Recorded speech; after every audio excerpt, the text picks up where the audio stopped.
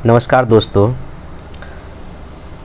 उम्मीद है कि आप लोग की अभी जो रिवीजन का जो प्रोसेस है ये काफ़ी फास्ट गति से चल रही होगी, क्योंकि अभी का जो समय है ये सिर्फ़ और सिर्फ रिवीजन करने का है। और मैं पहले भी कई वीडियो में आप लोग को बता चुका हूँ कि कैसे रिवीजन करना है, क्या क्या टॉपिक पढ़ने हैं जो कि एग्ज़ाम में आना ही आना है। तो आज अब 2 तारीख ख़त्म हो गया, अब 3 आज मई हो गया। अब आपके पास मुश्किल से 3 या 4 या 5 दिन बचा है।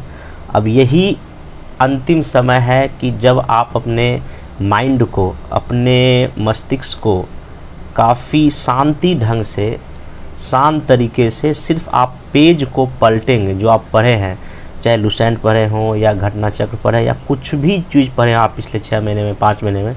अब वो समय आ गया, सिर्फ आपको पेज पलटना है।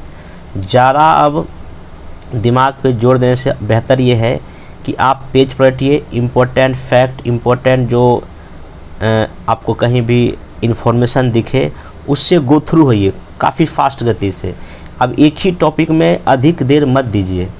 हिस्ट्री है, साइंस है, करंट अफेयर्स है या बिहार स्पेशल है, ये सब जो टॉपिक है वहाँ से आप फटाफट गो थ्रू होइए, देखिए और आगे बढ़िए, देखिए आगे बढ़िए, देखिए आगे बढ़िए। हाँ, सबसे बड़ी बात क्या, कई सारा कॉल हमको इस बीच में आया आजकल में कि सर सब भूल जा रहा हूँ या भूल जा रही हूँ।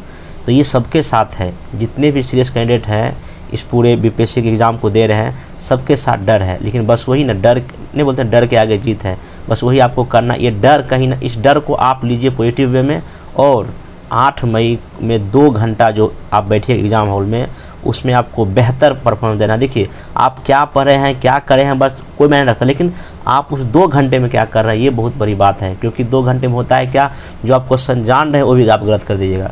तो मेरा सिर्फ ये सलाह ये है कि अगले 3-4 दिन जो आपके पास बचा है, बस पेज पलटिए। ज़्यादा आप डिप्रेशन में मत आइए, तनाव में मत आइए कि मैं सब भूल रहा हूँ या भूल रही हूँ। ये सबके साथ हो रहा है, किसी के साथ बात की सबका यही हो रहा है। बस आप अपने पे खुद पे विश्वास रखिए। आपने जो पढ़ा है, मैंने वो सही पढ़ा है और वही एग्ज़ाम में आपको आ रहा है। बस 2 घंटा आपको फिर यूज़ कर लेना है, चीज़ें कहीं कोई दिक्कत नहीं होगी। और अब कुछ भी नया, कोई प्रैक्टिस सेट मारना बिल्कुल भी नहीं है। अब सिर्फ और सिर्फ कीजिए रिवाइज, या तो वीडियो देख रहे हैं वो भी देखिए, या नहीं तो बुक को पलटे वो देखिए। बस आप अब जो है ना, अभी 2-3 दिन कम से कम 8 घंटे 10 घंटे जितना हो सके पढ़ लीजिए। हाँ, इसके दौरान आपको नींद भी अच्छे लीजिए। निगेटिव बात मन में मत आने दीजिए कि ये है वो है, वो कोई इतना पढ़ लिया, कोई कितना पढ़ लिया, वो नहीं। आप जो पढ़े वो सफिशिएंट है, इतना विश्वास रखिए। और किसी भी एग्ज़ाम की तैयारी कभी भी पूरी नहीं होती, 100% तैयारी नहीं होती। बस बीपीएससी पीटी निकालने के लिए अगर आप जितना पढ़े हैं, जितना आप पढ़े हैं पिछले 6 महीना या 1 साल में, अगर उसका अगर आपको 50% भी बात याद है तो आपका पीटी आराम से निकल जाएगा। क्योंकि वहाँ पीटी में क्या करना है, आपको क्वेश्चन देखते ही सिर्फ ऑप्शन तो चूज़ करना है और क्या करना है, बस और कुछ नहीं। इसलिए खुद पे विश्वास रखिए, बेहतर होगा। पॉजिटिव वे में रहिए, निगेटिव बातें मत आने दीजिए कि मेरा तैयारी नहीं हुआ, क्या छोड़ दूँ, क्या दूँ, ये सब कुछ नहीं। बस आपने डिसाइड कर लिया, आपने बस सपना देखा था कि हमको बीपीएससी निकालना है, बस ये तो पहला पड़ाव है। आपको अभी तो मेंस और इंटरव्यू तक जाना है। इसलिए मेरा सलाह यही है कि आप लोग एकदम शांति ढंग से, अभी किसी भी तरह का बिना तनाव लिए अपने पथ पे आगे बढ़िए और मेहनत करना है, लड़ना है, जूझना है और जीतना है। मेरा आपको यही कहना है। तो आइए, इसी कुछ भाषण देने के बाद, मैं तो इसे बोलना नहीं चाह रहा था कि फ्री सब्जेक्ट में आप लोग कुछ बोल दूं। इसके बाद हम लोग कुछ करंट अफेयर्स का जो 1-2 टॉपिक हमको लगता नहीं बहुत ही इंपॉर्टेंट, जो मैं अपने 15 वीडियो में मैं नहीं बता पाया था, आज मैं इसे देख रहा था, हमको लगा नहीं ये बात, ये जो वीडियो में बता देना चाहिए। तो यहाँ पे जो क्वेश्चन बीपीएससी कभी पूछता है कि पूरे दुनिया में कुछ चीज़ें का जो प्रोडक्शन कौन देश करता है या किसके पास कितना भंडार रिजर्व है, तो वो हम देख लेते हैं। मेनली नेशनल लेवल का देख लेंगे, इंटरनेशनल लेवल का देख लेंगे। सबसे पहले जितना भी मिनरल्स है, जो भी आपका खनिज उत्पादन है पूरी दुनिया और भारत और इंडिया में, भारत और विश्व में, तो वो हम देख लेते हैं कहाँ कहाँ कितना प्रोडक्शन होता है और कितना किसका भंडार है। आइए देखिए, सबसे पहले कोयला है। देखिए कोल है, कोयला का सबसे अधिक जो उत्पादन पूरी दुनिया में चीन कर रहा है, याद रख लीजिएगा। लेकिन जो भंडारण है, जो रिजर्व है, वो किसके पास है, अमेरिका के पास है। और इंडिया में अगर आइएगा, ये छत्तीसगढ़ के पास प्रोडक्शन में है और रिजर्व में भी कौन है, सॉरी छत्तीसगढ़ प्रोडक्शन में है और रिजर्व में कौन है, झारखंड है। ये पूछ सकता है। देखिए क्वेश्चन 2 तरह से पूछता है कि एक उत्पादन कौन कर रहा है, करंट में उत्पादन कौन कर रहा है और किसके पास स्टॉक है, रिजर्व है, तो वो ध्यान रखिएगा। तो कोयला में फिर मैं बोल रहा हूँ चीन पहले नंबर पे प्रोडक्शन में और भंडारण क्या है, अमेरिका है। इंडिया में छत्तीसगढ़ प्रोडक्शन में है, झारखंड क्या है, रिजर्व में, ध्यान रखिएगा, भंडार में है। ये हीरा में रूस सबसे ज़्यादा, और यहाँ भंडार भी सबसे ज़्यादा रूस में ही है। इंडिया में हीरा मध्य प्रदेश और भंडार भी कहाँ, मध्य प्रदेश में ही है। तांबा चिली में प्रोडक्शन सबसे ज़्यादा होता है और इसका भंडार भी कहाँ, चिली में ही है। मध्य प्रदेश में उत्पादन सबसे ज़्यादा होता है, राजस्थान में भंडारण सबसे ज़्यादा है। आयरन और लो एस्क ऑस्ट्रेलिया में प्रोडक्शन सबसे ज़्यादा होता है और यहाँ भंडार भी कहाँ, भी ऑस्ट्रेलिया में ही है। और उड़ीसा में, बिहार में, उड़ीसा देश में सबसे अधिक कहाँ लोहा भंडार है, उड़ीसा में है। लेकिन जो उत्पादन उड़ीसा में हो रहा है, बट भंडारण आपका कहाँ है, कर्नाटक में है। चांदी सबसे अधिक मेक्सिको प्रोडक्शन करता है, बट भंडारण कहाँ है, पेरू में है। इंडिया में देखा जाए तो यहाँ राजस्थान में उत्पादन होता है और भंडारण भी राजस्थान में। सेम का मतलब क्या है, भंडारण भी राजस्थान में सबसे ज़्यादा है। कच्चा तेल क्रूड ऑयल अमेरिका सबसे अधिक प्रोडक्शन करता है, बट भंडार कहाँ है, वेनेजुएला देश में है, वेनेजुएला में है। लेकिन इंडिया में जब जाइएगा तो कच्चा तेल का प्रोडक्शन सबसे अधिक राजस्थान करता है, लेकिन भंडार कहाँ है, असम में है, ये देख सकते हैं आप। फिर देखिए प्राकृतिक गैस, नेचुरल गैस का अमेरिका उत्पादन सबसे ज़्यादा भले ही करता है और यहाँ भंडार भी सबसे इसके पास क्या है, ज़्यादा है। ये भी आप डेटा याद रखेंगे, ठीक ना। उसके बाद भारत में जो है प्राकृतिक गैस असम के पास सबसे ज़्यादा करता है, भंडार भी असम के पास है। बॉक्साइट में पूरी दुनिया में ऑस्ट्रेलिया उत्पादन सबसे ज़्यादा करता है, लेकिन भंडार गिनी के पास है। और भारत में सबसे अधिक उत्पादन कौन करता है, उड़ीसा करता है और इसके पास भंडार भी उड़ीसा के पास ही है। मैग्नीज का देखिए क्या है, साउथ अफ्रीका सबसे अधिक उत्पादन करता है और भंडार भी उसी के पास, साउथ अफ्रीका के पास ही है। ऐसे में तो साउथ अफ्रीका लिखा हूँ। मध्य प्रदेश में सबसे अधिक उत्पादन होता है इसका और उड़ीसा में भंडार मैग्नीज का बहुत ज़्यादा है, सबसे ज़्यादा है। गोल्ड चाइना सबसे अधिक उत्पादन करता है, लेकिन भंडार कहाँ, ऑस्ट्रेलिया में है भंडार। इंडिया में कर्नाटक में उत्पादन भी होता है और भंडारण भी कहाँ, भंडार भी कहाँ है, वो कर्नाटक में ही है। माइका अभ्रक चीन में सबसे अधिक प्रोडक्शन होता है, इंडिया में रिजर्व ज़्यादा है। आंध्र प्रदेश में, इंडिया में सबसे अधिक उत्पादन होता है और जो है ना भंडार भी सेम यहीं पे है। आगे देखिए यूरेनियम, याद रख लीजिएगा, कजाकिस्तान सबसे अधिक प्रोडक्शन भी करता है, इसका रिजर्व भी, इसका भंडार भी इसी पास है। इंडिया में आंध्र प्रदेश के पास, आंध्र प्रदेश उत्पादन सबसे ज़्यादा करता है, वैसे इतना ध्यान रखिए। बाकी देखिए टंगस्टन चीन प्रथम है, बाकी इसका रिजर्व उतना याद रखने की जरूरत नहीं है। इंडिया में टंगस्टन आंध्र प्रदेश ज़्यादा सबसे ज़्यादा उत्पादन करता है। कैडमियम चीन करता है पूरे दुनिया के लेवल पे, इंडिया में आंध्र प्रदेश सबसे अधिक प्रोडक्शन करता है। निकेल इंडोनेशिया सबसे अधिक करता है और इंडिया में उड़ीसा करता है। और क्रोमाइट साउथ अफ्रीका से ज़्यादा करता है, लेकिन भंडार है कजाकिस्तान में और यहाँ इंडिया प्रोडक्शन उड़ीसा करता है। तो आप ये डेटा जो है ना याद रखिएगा। एक चीज़ और मैं बोल देता हूँ, किसी बुक में आपको ये जो आपका जो प्राकृतिक गैस है जो मैं बताया यहाँ में क्या बताया, प्रोडक्शन में जो है ना अमेरिका है। ये मैं जो अमेरिका जो दिख रहा है यहाँ पे, ये मैं अभी लेटेस्ट डेटा निकाल के नेट से बता रहा हूँ। अमेरिका में सबसे अधिक प्रोडक्शन होता है, ध्यान रखिएगा ये। हाँ, लेकिन एक चीज़ यहाँ पे है, यहाँ जो है ना किसी में आपको यूएसए में मिलेगा भंडार सबसे ज़्यादा है, कहीं कहीं मिलता है रसिया में, लेकिन यहाँ जो है मैं कई रिसोर्स में देख लिया, ये जो भंडारण है यहाँ पे रसिया में ही है। भंडारण कहाँ, रसिया में है, लेकिन प्रोडक्शन में अमेरिका है, ये बात सही है। तो आप एक बार इसको वेरीफाई कर लीजिए प्राकृतिक, क्योंकि क्वेश्चन पूछता है प्राकृतिक गैस में प्रोडक्शन में अमेरिका सबसे पहले स्तर पर, नो डाउट है। बट जो इसमें भंडारण में है कन्फ्यूजन, लेकिन मैं कन्फ्यूजन आपको दूर कर देता हूँ। यहाँ पे जो है ना रसिया है, यहाँ गलती से लिखा दिया, यूएसए नहीं बल्कि यह रसिया में है। आप ये ध्यान दें, क्योंकि कई सारे मैगजीन में जो है ना ये प्राकृतिक गैस में उत्पादन में रसिया को ले लिया है और रिजर्व में भी किसको ले लिया है, रसिया को ले लिया, जो कि अभी के लेटेस्ट डेटा के अनुसार गलत है, जो कि आप गूगल में इसको एक बार सर्च कर लीजिएगा, ठीक ना। ये आपका हो गया इंडिया में मेन जो पूरे इंडिया और पूरे वर्ल्ड के लिए जितने मिनरल्स हैं ये हो गया। अब हम आते हैं कि जो खाद्यान्न उत्पादन है उसमें देखते हैं। अब आइए पूरे दुनिया में जो कृषि उत्पादन है उसको देख लेते हैं। देखिए सबसे पहली बात, जो चावल जो पूरे दुनिया में चीन सबसे पहला उत्पादन करता है। इंडिया में पश्चिम बंगाल पहले स्थान पे है।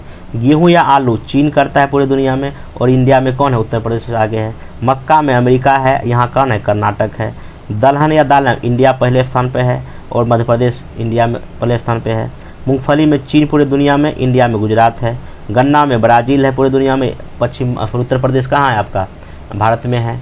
फिर देखिए जूट में भारत पहले स्थान पे है अभी और पश्चिम बंगाल जो है ना पहले स्थान पे अपने देश में भी है। तंबाकू में चीन पहले स्थान पे है और इंडिया में आंध्र प्रदेश है। प्राकृतिक रबर में थाईलैंड सबसे आगे है, इंडिया में केरला सबसे आगे है। कॉफ़ी ब्राज़ील में सबसे ज़्यादा होता है, यहाँ कर्नाटक में होता है, इसमें पूछेगा। सूरजमुखी यूक्रेन में सबसे ज़्यादा होता है और कर्नाटक यहाँ हमारे देश में सबसे ज़्यादा होता है। फिर देखिए ज्वार अमेरिका में सबसे ज़्यादा, यहाँ कर्नाटक में। कपास चीन में, यहाँ गुजरात, देखिए बहुत मोस्टली बन गुजरात, ठीक ना। प्याज चीन में, यहाँ महाराष्ट्र में। चाय चीन में और कहाँ इंडिया में, असम में। सोयाबीन कहाँ, अमेरिका में और यहाँ मध्य प्रदेश में। और दूध कहाँ, भारत में और इंडिया में उत्तर प्रदेश में। बाकी एक फैक्ट और याद रख लीजिएगा, हमारे देश में जो सबसे ज़्यादा जो खाद्यान्न उत्पादन, जो अनाज गेहूँ चावल देखा जाए, खाद्यान्न उत्पादन में सबसे जो पहले नंबर पर यूपी है। कौन है? यूपी है और दूसरे पर मध्य प्रदेश है। ये पूरे ओवरऑल खाद्यान्न की बात कर रहा है। यूपी आप देख सकते हैं, इसमें हो सकता है कभी पूछ देता है।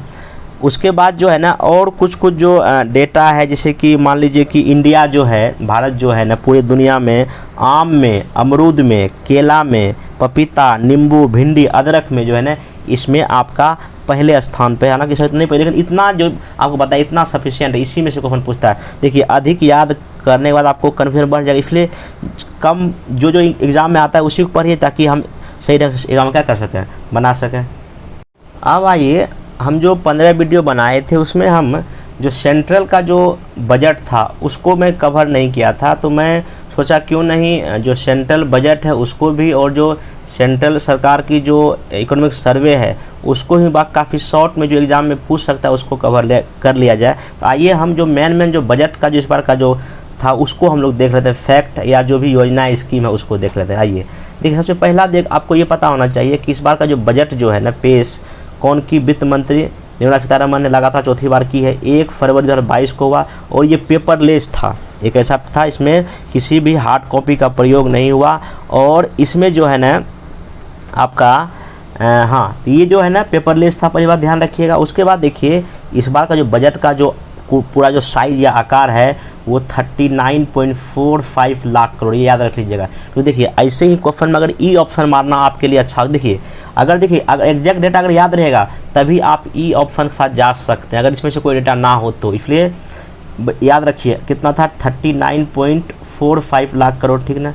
और इस बजट में अगले 25 साल के लिए भारत एट रेट 100 मतलब 100 साल के अमृत काल में प्रवेश करते हुए 4 जो मेरा प्राइमरी है प्राथमिकता को हमने लक्ष्य रखा है। मतलब कि अभी 75 साल पूर्ण रहा है और 25 साल के बाद हमारे आज़ादी का जो है ना कितना हो जाएगा, 100 साल हो जाएगा, उसी को अमृत काल कहा गया, ठीक ना। तो यहाँ देखिए 4 हमने फोकस किया एरिया पर। पीएम गति शक्ति, आपको पता है ये लगभग 100 लाख करोड़ का योजना है जिसमें कि पूरे देश का ओवरऑल डेवलपमेंट की बात इसमें किया गया। अगला समावेशी विकास को शामिल किया। तीसरा उत्पादकता वृद्धि और निवेश, सनराइज अवसर, ऊर्जा संक्रमण, जलवायु कार्रवाई, ये सब इसका ना इसमें तीसरे में है। और चौथा में क्या है, निवेश को वित्तीय मदद। सिंपल जो है ना 4 प्राथमिकताओं पर जोर दिया गया है इस बजट में, आप इतना ध्यान रखिएगा। उसके बाद देखिए कुछ और फैक्ट आपको याद होना चाहिए, जो बोलूँगा वही सब याद रखने की जरूरत नहीं। देखिए पहली बात ये है कितना अनुमानित बता ही दिया आपको। अब यहाँ सिंपल ध्यान रखना है, ये जो राजस्व घाटा जो है जीडीपी का 3.8% अनुमान लगाया गया है। राजकोषीय घाटा कितना है, 4% है और प्राथमिक घाटा कितना है, 2.8% है। ये जो मैं बताया ये सब अनुमान है। ये अनुमान है कि 2022-23 में ऐसा रहने वाला है, ये सब अनुमान बताइए सब, ये भी ध्यान रखिएगा, ठीक ना। चलिए नेक्स्ट चलते हैं हम लोग। अब बजट का कहना है इस बार कि 2021 और 22 में इंडिया का जो ग्रोथ रेट जो संभावना है 9.27, इसको एकदम अच्छे से याद कर लीजिए। कितना ग्रोथ रेट का बात बोल रहा है, 9.27 विकास दर जो है ना रहने का अनुमान है 21 और 22 में। उसके बाद देखिए सीधे आ जाइए यहाँ पे कि एक और देखिए, मैं इसे करंट में बताया था आपको कि डिजिटल करेंसी जो क्रिप्टो करेंसी के इनकम पर जो 30% का क्या लगाया जाएगा, टैक्स लगाया जाएगा। हम ये भी आपको करंट में बता दिया। अब इस सबसे जो मोस्ट इम्पोर्टेंट क्वेश्चन यहाँ ये पूछेगा कि हमारी जो सरकार की जो प्राप्ति जो है, जो उनका जो इनकम है, इनकम में कहाँ से कितना पैसा आता है, ये आपको जो है ना ध्यान रखना चाहिए। देखिए सबसे पहले उधार और देयता से कितना आता है, 35%। सबसे अधिक पैसा सरकार को कहाँ से आता है, उधार या ऋण या देयता, कितना आता है, 35%। फिर देखिए जीएसटी से कितना आया है, 16%। ये आपको डेटा याद रखना पड़ेगा कहाँ से कितना पैसा आता है।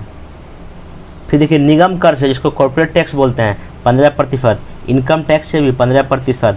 जो सेंट्रल एक्साइज ड्यूटी है 7%। ये जो है ना आपको कभी कोई पूछेगा कि क्रम देगा कि किससे सबसे अधिक या किससे कम आता है क्रम से ज़्यादा, तो पहले हम क्या बताएं, उधार से आता है, दूसरा जीएसटी से, तीसरा निगम और चौथा तीसरा भी क्या है आयकर हो गया, ये सब याद रखिएगा। अब आते हैं सरकार का खर्चा कहाँ होता है, ये भी पूछ देता है कभी कोई, कहाँ सरकार करती है। सरकार जो सबसे अधिक खर्च कहाँ करती है, ब्याज भुगतान में। जो सरकार लोन ले रही है उसमें ब्याज भुगतान में ही पैसा खर्चा हो जा रहा है। फिर देखिए करों और शुल्क में राज्य का हिस्सा कितना देती है, 17%। और केंद्रीय क्षेत्र की स्कीम जो होती है, सेंट्रल जो कार्यक्रम होता है उसमें 15%। और वित्त आयोग और अन्य ट्रांसफर 10% में खर्चा होता है। केंद्र पालित स्कीम में 9% और सबसे अधिक रक्षा में 8%, सब्सिडी में 8%, पेंशन में 4%। ये ध्यान रखिए सरकार जो सब्सिडी देती है उसमें जो है ना कितना 8, और डिफेंस में भी 8% टोटल पैसे का क्या करती है, खर्चा करती है। ये भी सब आप ध्यान रखेंगे। अभी बजट में घोषणा हुआ कि 22-23 में आरबीआई जो है ना कौन सा रुपया लाएगा, डिजिटल रुपया लाएगा, इसको थोड़ा ध्यान रखिए। उसके बाद देखिए इसमें कहा गया है विभिन्न राज्यों की 5 नदी जोड़ो परियोजनाएं, दमन गंगा पिंजाल पार तापी नर्मदा गोदावरी कृष्णा कृष्णा पेन्नार और पेन्नार कावेरी, ये 5 नदी जोड़ो परियोजना क्या होगी आगे पूरा किया जाएगा। उसके बाद देखिए आपको इसमें एक डेटा और ध्यान रखना चाहिए कि 2022-23 में 25,000 किलोमीटर जो है ना नेशनल हाईवे क्या हो जाएंगे, बनाए जाएंगे। नेक्स्ट देखिए अगले 3 साल में 400 नई वंदे भारत ट्रेन चलाई जाएगी, ये भी थोड़ा ध्यान रखिएगा। और सबसे मोस्ट इम्पोर्टेंट, मैं हालांकि पहले ही बता चुका हूँ, ये 2023 को जो है ना इंटरनेशनल ईयर्स ऑफ मिलेट्स, मतलब कि सब मोटा अनाज का दिवस जो है ना मनाया जाएगा। और यूएनओ ने ये घोषणा किया है और भारत के ही प्रयास से ऐसा 2023 को ये वर्ष मनाया जा रहा है। उसके बाद देखिए आपको कि इसमें जो जानना है कि हाँ ये देखिए भी पूछ सकता है कि इस बार जो है ना 2 लाख आंगनबाड़ी को सक्षम बनाने का क्या किया गया है, कार्यक्रम चलाया जाएगा। उसके बाद इसमें देखिए एक और देखिए यहाँ पे ये भी पूछ सकता है कि पीएम ई विद्या के 1 क्लास 1 टीवी चैनल का विस्तार जो है ना अब 200 टीवी चैनल तक हो गया। ये भी क्वेश्चन पूछ सकता है कितने, पहले 12 टीवी चैनल था, अब ये 200 टीवी चैनलों तक कर दिया गया है। फिर देखिए जो एक जो है ना डिजिटल विश्वविद्यालय खोलने की घोषणा जो है ना इसमें किया गया है। उसके बाद जो है देखिए बीपीएससी पहले पूछ चुका है, भारत नेट योजना के तहत गांव में ऑप्टिकल फाइबर लगाया जा रहा है, ये भी आप ध्यान रख सकते हैं। उसके बाद देखिए ये पूछेगा ये क्या है, देखिए एक है उद्यम, एक है ई श्रम, एक है एनसीएम, एक है असीम पोर्टल। ये जो सारे पोर्टल है ना ये किसके लिए है, ये है सूक्ष्म लघु और मध्यम उद्योग के लिए, MSME के लिए है। कौन पूछ देगा कि ये जो है आपका असीम, ये इसका फुल फॉर्म है ASEEM।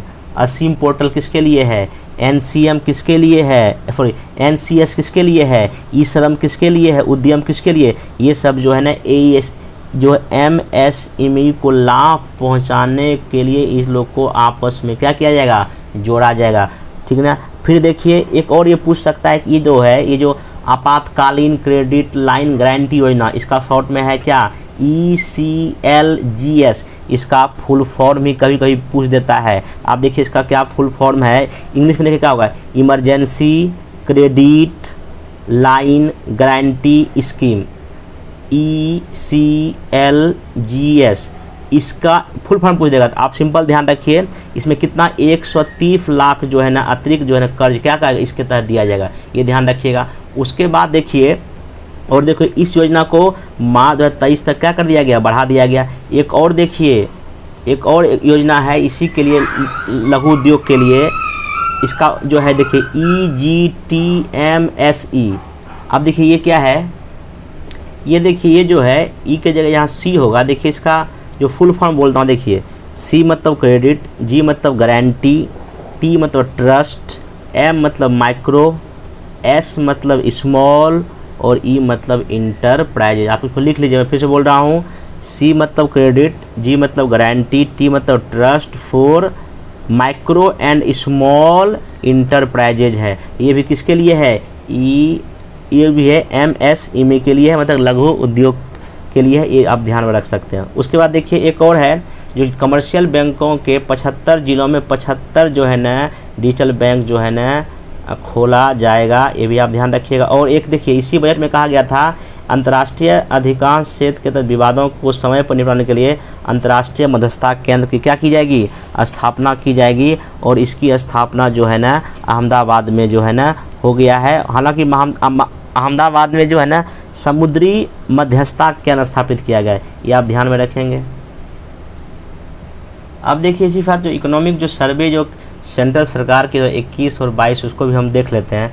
पहली बात देखिए आर्थिक सर्वेक्षण जो है ना ये जो है ना 31 जनवरी 2021 को पेश किया गया। क्वेश्चन ये भी पूछ सकता है, बजट के दिन पहले पेश होता है, बस इतना ध्यान रखना। उसके बाद इस बार का जो देखिए ऑब्वियसली बात है आर्थिक सर्वेक्षण एक साल पीछे का होता है, 21-22 का है। प्रमुख आर्थिक सलाहकार संजीव सान्याल के नेतृत्व में एक टीम का गठन किया गया था, उन्होंने तैयार किया। और वर्तमान जो मुख्य आर्थिक जो सलाहकार है अनंत नागेश्वरन द्वारा ये क्या किया गया, जारी किया गया। अब देखिए इसका जो मूल थीम है ये इंपॉर्टेंट है इस बार के लिए। 21-22 का जो इकोनॉमिक सर्वे का मूल थीम क्या है, इसका है त्वरित दृष्टिकोण। इसका क्या है थीम, ये त्वरित दृष्टिकोण थीम है, ये आप थोड़ा सा ध्यान रखिएगा। और थोड़ा सा फैक्ट ये है इंडिया में पहली बार जो है ना 1950 और 51 में जो है ना पहली बार सर्वे जो है ना पेश किया गया था। और हालांकि 1964 तक सर्वे और आम बजट एक ही साथ प्रस्तुत होता था, लेकिन 1964 के बाद जो है ना इकोनॉमिक सर्वे को बजट के एक दिन पहले ही पेश किया जाता है। थोड़ा सा आप ये जो है ना डेटा याद रखिएगा। आइए इसमें कुछ फैक्ट जो है जो क्वेश्चन पूछेगा मैं वही बोलूँगा। मैं देखिए पहली बात 22-23 में इकोनॉमिक जो ग्रोथ रेट का अनुमान है 8 से लेके 8.5% बढ़ने का अनुमान है। ये 22-23 की बात कर रहा है, लेकिन 20-21 में जो गया उसमें 7.3% गिरावट हुआ था। और फिर 21-22 में 9.2 बढ़ने का अनुमान, आप ऐसे याद रखिए पीछे से 2020 और 21 में नेगेटिव हुआ कितना 7.3, फिर 21-22 में अनुमान है कि 9.2 बढ़ेगा।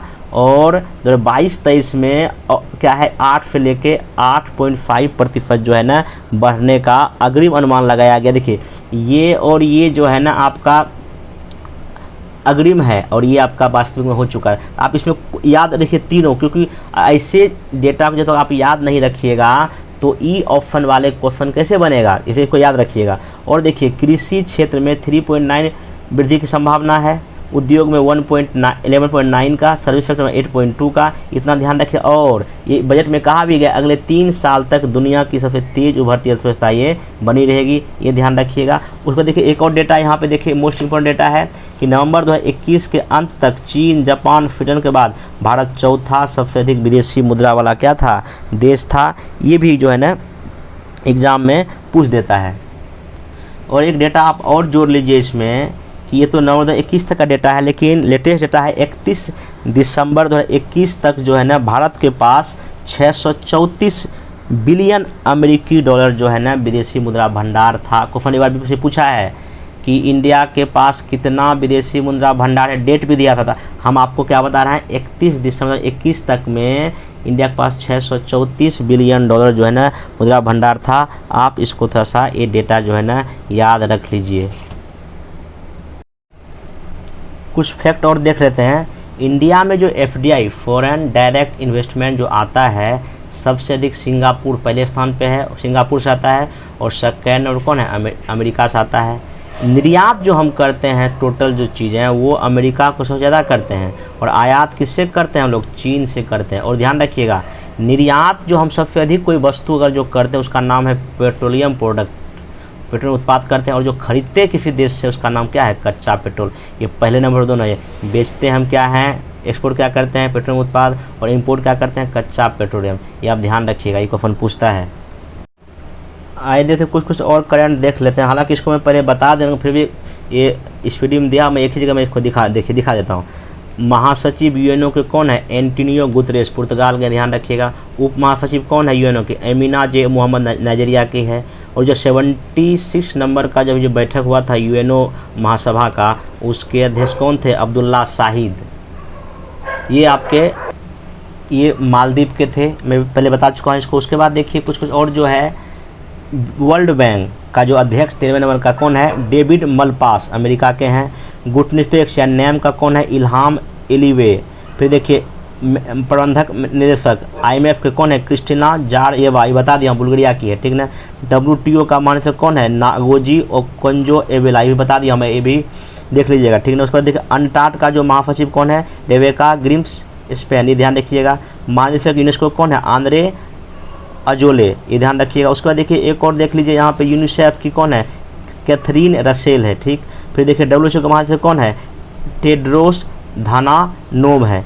फिर देखिए एक और ये सार्क के महासचिव कौन है? अभी आसाला रूबन विराकुन, ये कहाँ के हैं? श्रीलंका के हैं। इतना आप ध्यान रखिएगा। बाकी मैं मैक्सिमम जो है ना बता दिया हूँ उस वीडियो में, पिछले वीडियो में आप उसको देख लीजिएगा, विशेष इसमें याद करने की कोई ज़रूरत अब नहीं है। पिछले 1-2 वर्षों में कुछ GI टैग जो मिला है उसको हम देख लेते हैं। देखिए पहले बात समझिए कि GI टैग जो है ना सबसे पहली बार दार्जिलिंग चाय को मिला था 2004 और 2005 में, ठीक ना।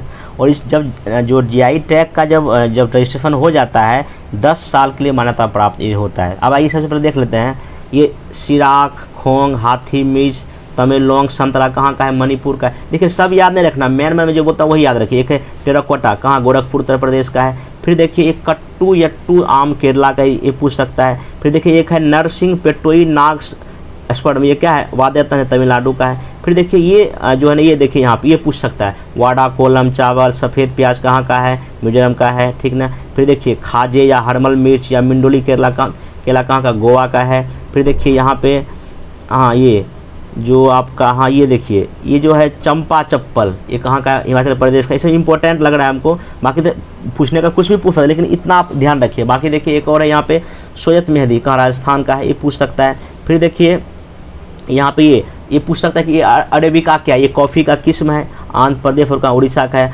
अराकू वैली भी है, ये पूछ सकता है, ठीक ना। फिर यहाँ देखिए हाँ ये मोस्ट इंपॉर्टेंट हमको ये लगता है, ये जो आपका काले चावल चाकहाओ, ये कहाँ का है? मणिपुर का है। फिर देखिए बिहार का मिथिला मखाना, सिलाव खाजा, मधुबनी पेंटिंग, जर्दालू आम, शाही लीची, ये सब क्या था? बिहार का, GI टैग प्राप्त है। फिर देखिए यहाँ देखिए जर्दालू आम लिखा है, कतनी चावल, शाही लीची इधर हो गया। फिर ये मखाना, फिलौक खाजा, मधुबनी पेंटिंग है बिहार का, इसको याद रख लीजिएगा। फिर देखिए एक है जुडीमा वाइन या शराब, ये भी बहुत फेमस रहा था अभी। और यह तेजपुर लीची कहाँ का है? असम का। इतना आप एक बार ना फर्फी निगाह से देख लीजिएगा। बाकी वैसे BPSC अभी तक GI टैग कभी पूछा नहीं, लेकिन पूछने का क्या ठिकाना, कुछ भी पूछ सकता है वो। अब देखो कुछ महोत्सव हुआ है तो कुछ पिछले 1 साल में, वो भी देख लेते हैं। लोसार महोत्सव या स्पुतुक गस्टर महोत्सव लद्दाख में, ये पूछ सकता है, वो तो इंपॉर्टेंट है। खेलो इंडिया जास्कर विंटर स्पोर्ट उत्सव जास्कर कारगिल में हुआ है। नारंगी या cherry blossom festival Sangai Yaoshang महोत्सव मणिपुर में हुआ है। राष्ट्रीय जनजातीय नृत्य महोत्सव कहाँ हुआ? ये रायपुर छत्तीसगढ़ में, वही मैं इसे वीडियो में बता दिया हूँ। हॉर्नबिल सबसे मोस्ट इंपॉर्टेंट है, कहाँ हुआ? नागालैंड, त्रिपुरा दोनों में होता है, देख लीजिए। 19 का यहाँ हुआ, 20 का यहाँ हुआ। एक है कोतिवा उत्सव, ये पश्चिम बंगाल में होता है। फिर देखिए जो इंपॉर्टेंट वही बोलूँगा, यहाँ देखिए बाली यात्रा, नुआखाई, रज, बैनता बंदा उत्सव, ये कहाँ? उड़ीसा में होता है। फिर देखिए इसमें जो इंपॉर्टेंट आपको लग रहा है, ये काला घोड़ा महोत्सव या गुड़ी पड़वा कहाँ? बम्बई महाराष्ट्र में हुआ है। फिर देखिए फ्लेमिंगो, तुंगभद्रा पुष्कर, बन्नी, कनुमा महोत्सव, ये कहाँ? आंध्र प्रदेश में हुआ। बाकी देखिए कुछ नाम से भी आप ना वहाँ पे गैस करके एग्जाम में बना सकते हैं। फिर देखिए ये करावली उत्सव या कंबला उत्सव कहाँ? कर्नाटका में हुआ है। थुब्बी महोत्सव या अट्टूगल पोंगल कहाँ हुआ? केरला में। वही सब आप अनुमान लगा के मार सकते हैं। फिर देखिए अंतर्राष्ट्रीय योग महोत्सव 21 ऋषिकेश उत्तराखंड में हुआ था। देव सूर्य महोत्सव 2020 का औरंगाबाद बिहार में, तो ये पूछ सकता है, बिहार में वहाँ सूर्य मंदिर भी है औरंगाबाद में। चलिए नेक्स्ट चलिए आपका इसमें हाँ ये चौथा वैश्विक आयुर्वेदिक महोत्सव 2020 कहाँ हुआ? कोच्चि केरला में हुआ है। हाँ ये स्ट्रॉबेरी महोत्सव 21 का झांसी उत्तर प्रदेश में हुआ है। फिर देखिए ये वांगला महोत्सव कहाँ? मेघालय में होता है। पहला वैश्विक सिनेमा महोत्सव 2020 का सिक्किम में हुआ था। 25वां युवा राष्ट्रीय महोत्सव 2022 का पुडुचेरी में हुआ था, ये भी इंपॉर्टेंट है। अंतर्राष्ट्रीय सरस्वती महोत्सव आदि बद्री हरियाणा में हुआ था। फिर देखिए बता दिया था 19वां नॉर्थ ईस्ट फेस्टिवल 2022 का कहाँ हुआ है? गुवाहाटी असम में हुआ है। हाँ काला नमक चावल महोत्सव कहाँ हुआ है? सिद्धार्थनगर यूपी में हुआ है। गुड़ महोत्सव 21 का लखनऊ उत्तर प्रदेश में हुआ है। कल पक्षी महोत्सव बिहार जम्मू में हुआ था, तो आपको जानते ही होंगे। आइए नेक्स्ट चलिए यहाँ पे सिग्मो, कई बार पूछ चुका, गोवा में। सिग्मो कहाँ होता है? सिग्मो महोत्सव कहाँ होता है? गोवा में, ठीक ना। केला महोत्सव कहाँ हुआ है? कुशीनगर उत्तर प्रदेश में, इसमें देख लीजिए। उसके बाद देखिए आपको ये मारू महोत्सव, पुष्कर मेला, हाथी उत्सव कहाँ? राजस्थान में होता है। फिर देखिए गोलासांग नामसूंग फेस्टिवल सागा दावा त्योहार सिक्किम में होता है, ध्यान रख लीजिएगा। और फिर ये अंतिम ये पोंगल जल्लूकट्टू ये सब कहाँ? तमिलनाडु होता है। इतना आप थोड़ा ध्यान रखा। एक अंतिम यहाँ देखिए ये मांडू या नमस्ते ओरछा, ये इंपॉर्टेंट है, ये कहाँ होता है? मध्य प्रदेश में। इतना आप ध्यान रखिएगा तो आपका इसमें क्वेश्चन बन जाएगा। अब जो है करंट अफेयर्स का पूरा कंप्लीट पैकेज हो गया है। अब इससे अधिक पढ़ने की ज़रूरत नहीं है, जितना आप पढ़ें वही सफिशिएंट है। इस वीडियो को एक बार देख लीजिए, बाकी पहले का जो 15 वीडियो वही आपको सबसे मोस्ट इम्पोर्टेंट। बाकी हाँ, इस वीडियो में 1-2 क्वेश्चन पूछने का वो पूछ सकता है, इसको देख लीजिए। अब बाकी जितना आप पढ़े हैं प्लीज़ 2-3 दिन में सिर्फ और सिर्फ पेज पलटिए, ज़्यादा एक ही टॉपिक पे अधिक समय बर्बाद करने की जरूरत नहीं। जितना जल्दी आप रिवाइज कर सकते हैं पिछले 3-4 दिन, जितना बार हो जाए लुसेंट का जो भी आप पढ़े हैं, ठीक ना। बाकी जहाँ जहाँ से जिसका सेंटर पड़ा है समय पे पहले पहुँच जाइए, 7 तक पहुँच जाइए, मिनिमम रात तक मतलब शाम तक 7 पहुँच जाइए, सुबह 8 बजे अच्छे से जगिए, फिर एग्ज़ाम दीजिए। बाकी एक मैं वीडियो बनाऊंगा कैसे एग्ज़ाम में हम चीज़ों को मैनेज करेंगे, वो वीडियो 5-10 मिनट में बना दूंगा कल या परसों। तब तक आपको पढ़ाई कीजिए। बाकी अगर और किसी को अभी भी दिक्कत हो रहा है तो अभी भी फ़ोन कर सकते हैं, लेकिन अब डरिए मत, ये डर सबके साथ है। बस अब आप जो कर्म किए हैं बस आपको वो फल मिलेगा, टेंशन लेने की ज़रूरत नहीं है। हमारी तरफ से आप लोग को शुभकामनाएं कि आप अच्छे से पढ़िए। अभी भी 4 दिन 5 दिन पढ़िए। अगर अभी भी 4-5 दिन अगर आप 8-10 घंटे पढ़ते तो अभी आपको लगभग 50 घंटे हैं पढ़ने को, और 50 घंटे में बहुत कुछ हो सकता है। अभी भी history, science, current affairs, Bihar revise आप कर सकते हैं, कोई दिक्कत है, रिवाइज कीजिए। और जितना हुआ रिवाइज आपको उतना एग्जाम में क्या मिलेगा, फायदा मिलेगा। और बाकी मैथ का कुछ फार्मूला, मैं मैथ का 3-4 वीडियो बनाया उसको देख सकते हैं, या तो मैथ का जो फार्मूले हैं कुछ उसको देख लीजिए, क्योंकि वहाँ जो क्वेश्चन आपका मैथ में अगर जहाँ 10 में अगर 7-8 बनाइए तो आपके लिए पॉजिटिव पॉइंट रहेगा। तो पढ़ाई कीजिए। अब इस वीडियो हम विदा लेते हैं। एक नेक्स्ट वीडियो बना दूंगा जिसमें कैसे पूरे एग्जाम में हम अपने आप को मैनेज करें, कैसे ई ऑप्शन के साथ लड़ाई करें, जो भी करें तो उस सब मैं आपको ना अच्छी वीडियो बता दूंगा। तब तक पढ़िए, तब तक के लिए थैंक यू।